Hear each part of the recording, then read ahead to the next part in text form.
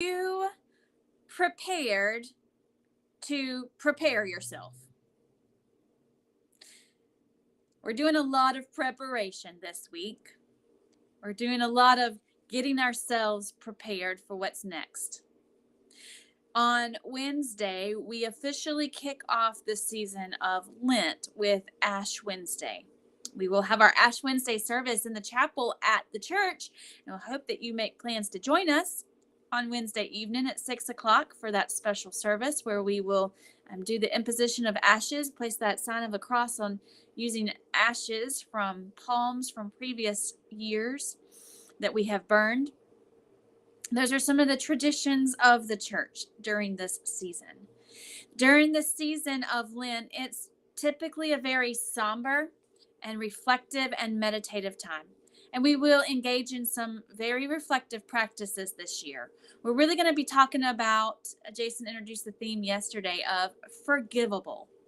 We're going to be talking a lot and diving into this idea of confession from the perspective of the church and using many scriptures. So during this season of Lent together, we're going to be talking about how we are forgivable as children of God. So what does it mean to prepare to prepare? Because this season of Lent is a time of preparation, much like Advent was preparing for the coming of Christ.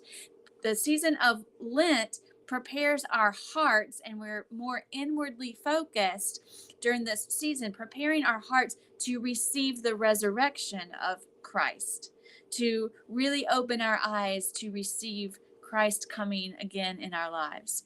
So during this day, Monday and Tuesday, known as Fat Tuesday, that's tomorrow, or Shrove Tuesday, we are preparing to prepare. What do I mean by that? Well, so in Ash Wednesday, we are getting ourselves ready. We're recognizing that we are made from dust and we are going to return to dust. And we're really talking about our mortality as humans. And historically in the church, there's a lot of things that you give up. There's a season of fasting for many traditions. It's a season of restricting what you eat. That some of the traditions of fasting, like taking dairy out, or some of the other things that go into our foods, taking those things out of the diet.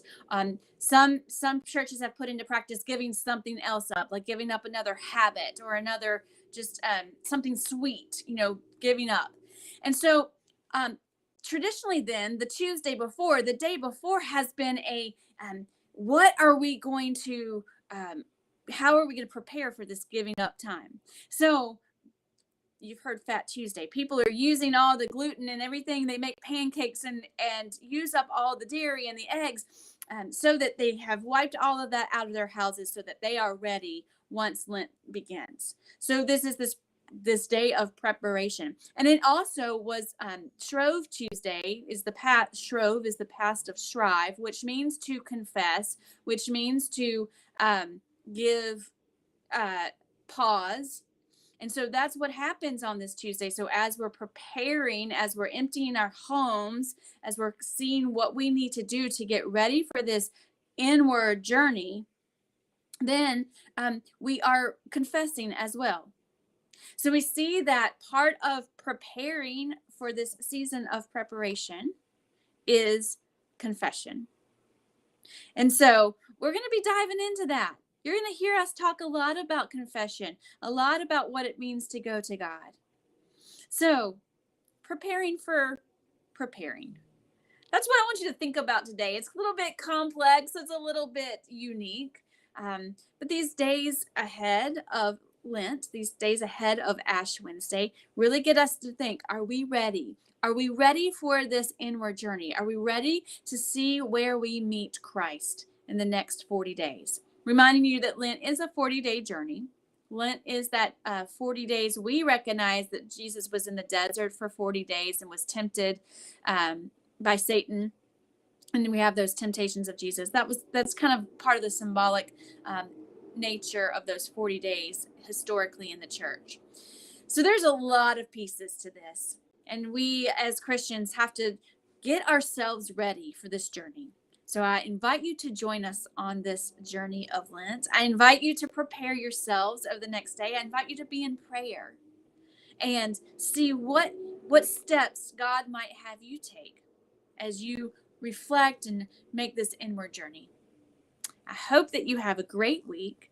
I hope that if you are joining us online, that you would text the word pray to the number you see on your screen. I hope that you will let us know of your prayer requests, or you can join us on the free conference call line as we continue to lift our prayers for one another. This is a season and a time that we are really focusing on what God is doing in our lives. And so we invite you on that journey as well. Have a great week.